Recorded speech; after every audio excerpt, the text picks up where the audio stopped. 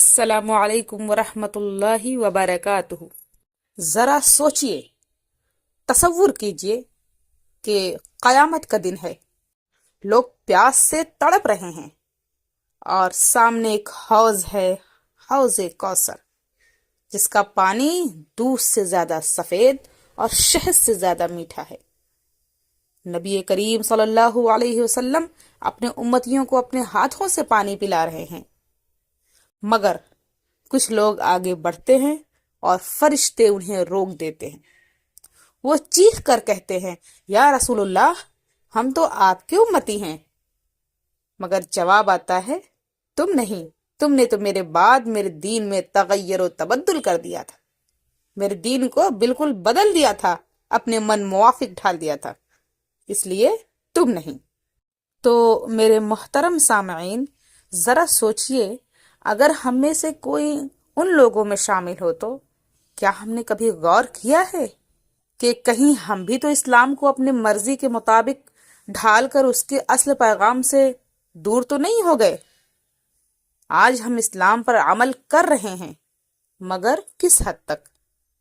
کیا ہم نے دین کو چند عبادات تک محدود نہیں کر دیا ہے؟ نماز پڑھ لی، روزہ رکھ لیا، حج کر لیا، زکوٰۃ دے دی اور سمجھ لیا کہ ہم نے اپنا فرض پورا کر دیا۔ لیکن کیا اسلام بس یہی ہے؟ نہیں، ہرگز نہیں۔ اسلام تو اس سے کہیں زیادہ وسیع ہے۔ میرے عزیز ساتھیوں، اسلام کا دائرہ تو بہت وسیع ہے، جس میں عبادت صرف نماز کا نام نہیں، بلکہ اللہ کے ہر حکم پر عمل کرنا عبادت ہے۔ اور اخلاق، نبی کریم صلی اللہ علیہ وسلم نے فرمایا، قیامت کے دن سب سے زیادہ وزنی چیز اچھا اخلاق ہوگا۔ مگر ہم اخلاقیات کو کتنا اہمیت دیتے ہیں؟ زیرو۔ عبادت اور اخلاق کے بعد آتا ہے انصاف۔ قرآن عدل و انصاف پر بہت زیادہ زور دیتا ہے، مگر ہم اپنی زندگی میں انصاف کہاں تک قائم رکھتے ہیں؟ انصاف کے بعد ہے سماجی بھلائی۔ ہم تو اپنی ذات سنوارنے میں لگے ہیں، مگر امت کے بارے میں کیا سوچا؟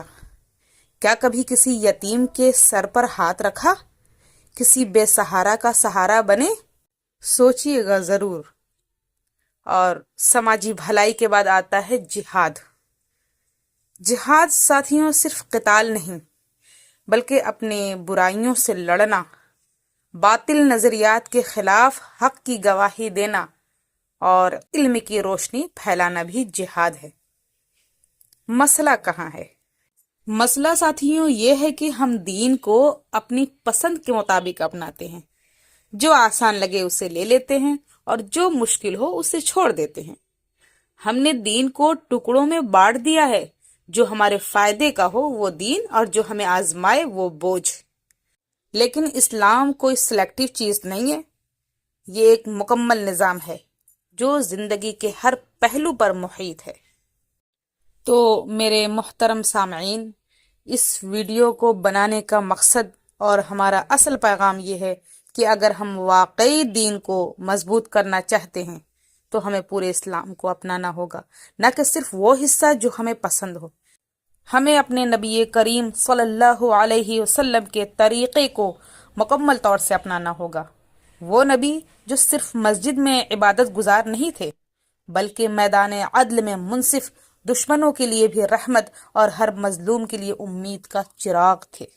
اللہ تعالیٰ نے ہمارے نبی کو ہمارے لیے رہبر اور اسوہ بنا کر بھیجا تھا، اسی لیے ہمیں نبی کریم صلی اللہ علیہ وسلم کی سیرت کو اپنی زندگی کا حصہ بنانا ہوگا اور ان کے ہر عمل کو اپنانا ہوگا اور ان کی ہر تعلیمات پر عمل کر کے اپنی زندگیوں کو بہتر بنانا ہوگا۔